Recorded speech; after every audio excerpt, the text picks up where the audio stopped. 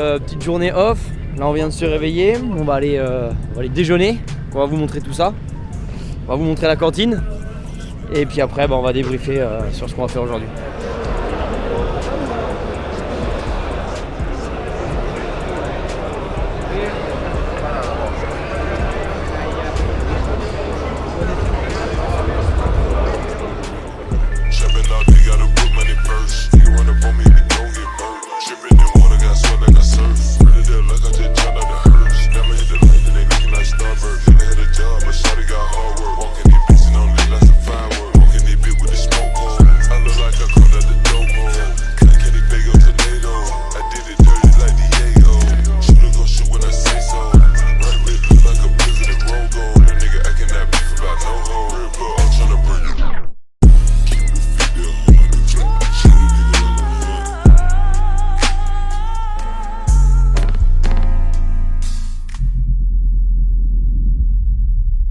On va vous présenter la 450 de Charlie, la 450 Rally.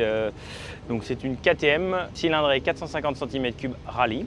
La spécificité par rapport à une moto d'enduro, elle a quasiment le même moteur en fait. Le moteur est identique qu'une moto d'enduro, sauf qu'on a piston et bielle allégé, une boîte de vitesse différente avec un étagement de rapport différent pour avoir un peu plus de vitesse. Ensuite, la particularité de cette moto, c'est qu'elle nous permet d'emmener pas mal de matériel. On a une caisse à outils qui nous permet d'emmener l'outillage et quelques petites pièces comme un injecteur, une bougie, un antiparasite. Ça lui permet aussi d'emmener ses cartouches d'airbag. On a une deuxième caisse à outils qui se trouve en bas. Ici qu'on a remplacé, en fait initialement c'était une réserve d'eau qu'on a remplacé, on a fabriqué une caisse à outils, un de nos partenaires, qui nous permet d'emmener une chaîne, un axe de bras oscillant, quelques outils et une sangle. Après sur la moto, j'ai fixé sur les réservoirs, j'ai deux leviers, un levier de frein, un levier d'embrayage. Et de l'autre côté, on a ici des riselants qui lui permet d'attacher éventuellement une pièce défectueuse ou cassée. Le poste de pilotage de Charlie, on lui a équipé d'un embrayage Brembo Racing et d'un système de mètre-cylindre de frein avant Racing. On a une petite particularité ici qu'on a ça sur quasiment toutes les motos de rallye. On leur enroule un petit peu de scotch qui leur permet d'accrocher leur roadbook, le roadbook papier dans le caisson du roadbook. Sur la moto, on a deux réservoirs avant qui sont reliés l'un à l'autre, qui contiennent chacun 7,5 litres. Donc ça nous fait 15 litres devant. Et on a à peu près la même chose sur le réservoir de derrière. Un seul gros réservoir en fait qui est toute la coque arrière de la moto, qui fait 15 litres lui aussi. Donc il emmène 30 litres d'essence avec lui à chaque refueling. Pour l'autonomie de la moto, je ne pourrais pas vous dire à peu près combien de kilomètres il peut faire, parce qu'en fait en fonction de la texture du sol, si vraiment il va passer sur de la route, il va être sur du chemin assez roulant ou dans du sable où ça vraiment la moto va charger, l'autonomie de la moto va changer complètement. Et c'est l'organisation qui s'occupe d'organiser vraiment les points de refueling. Pour ce qui est encore l'avant et la suspension, on a un amortisseur de direction d'origine qui permet d'être réglé, en fait, régler vraiment la dureté de la colonne de direction pour se sentir plus à l'aise et tout quand c'est du sable ou quand vraiment c'est du terrain caillouteux et qu'il a tendance vraiment à guidonner. Il peut jouer sur ça pour avoir vraiment une direction un peu plus rigide. C'est pareil, on a fait des petites modifications après les essais de la hauteur de la fourche parce qu'il trouvait que la moto avait été un peu floue de l'avant. Donc en fait on a baissé un petit peu l'arrière de la moto et remonté l'avant pour qu'il ait une moto un petit peu plus chopper qui va lui donner un peu plus de stabilité à haute vitesse. Au niveau de la sécurité pour Charlie, on a le système d'Iritrac ici qui en fait, on en a déjà parlé lors de la dernière vidéo, qui est un système qui détecte quand la moto est couchée pendant tant de temps. Il y a un appel en fait, ça envoie un signal GPS sur Paris où là-bas il y a un centre qui gère ça et en fait qui peut lui parler directement. S'il est blessé, tout va bien, voilà. Il les contacte pour vraiment leur demander si tout est OK ou il y a vraiment un problème, il faut venir les chercher ou si c'est normal, il est en train de mécaniquer, moto couchée, voilà.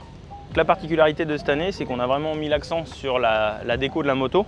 On a fait ce que personne ne fait, on a démonté la moto de A à Z et on a fait peindre le cadre par Retro Concept West, un partenaire à nous qui est à côté de la maison sur Poitiers.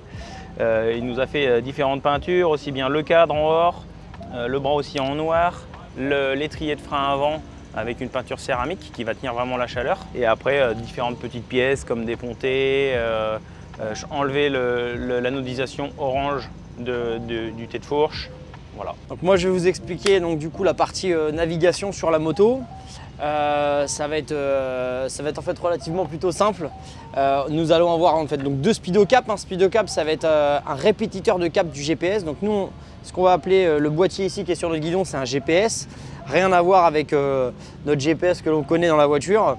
Nous, notre GPS, il va nous donner des informations suivantes avec le kilométrage total, le kilométrage des fois pour aller au prochain waypoint, une boussole avec une flèche qui va s'ouvrir, qui va nous indiquer des fois le centre du waypoint quand on va rentrer dans un cercle de 500 mètres, 250 mètres ou des fois même 100 mètres.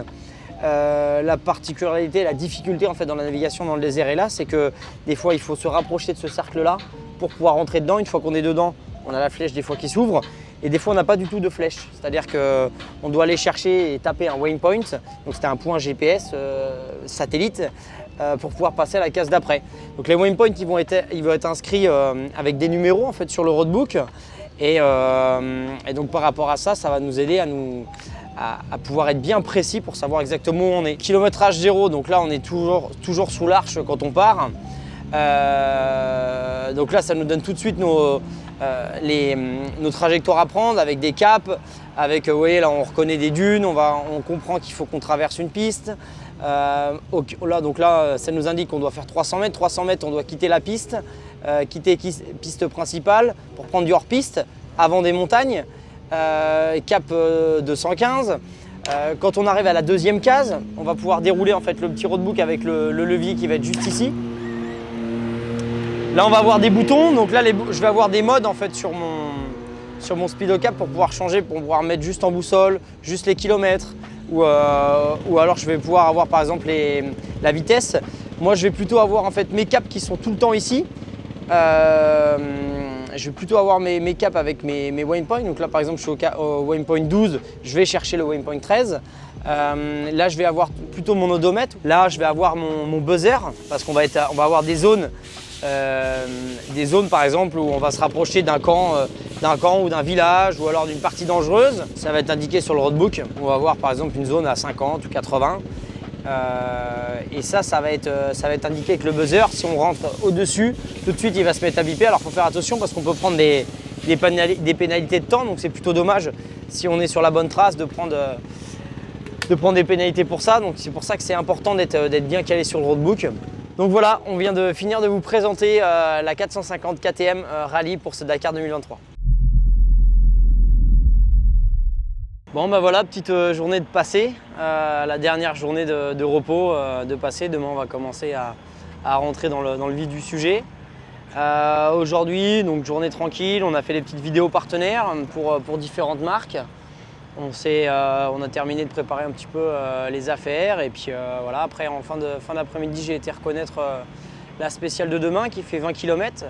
Ça va être une spéciale très rapide, très glissante avec de temps en temps des virages en sable un petit peu. Ça ressemble à une grosse spéciale d'enduro mais qui fait 20 km au bord de la plage. Donc ça va être chouette. Hein. Merci, vraiment merci à tous pour tout le soutien que vous nous apportez sur les vidéos, les partages. On voit que les épisodes vous plaisent et ça nous fait plaisir parce que c'est beaucoup d'investissement de notre part et beaucoup de temps qu'on y consacre avec Alexis qui est derrière la caméra. Donc voilà, on vous remercie énormément pour tout le partage et le soutien que vous nous apportez. Et puis grosse dédicace surtout à le Big, lebigusa.com et tous ses abonnés qui nous partagent. Toutes les vidéos sont partagées et sont disponibles sur le site lebigusa.com. Donc encore merci le Big.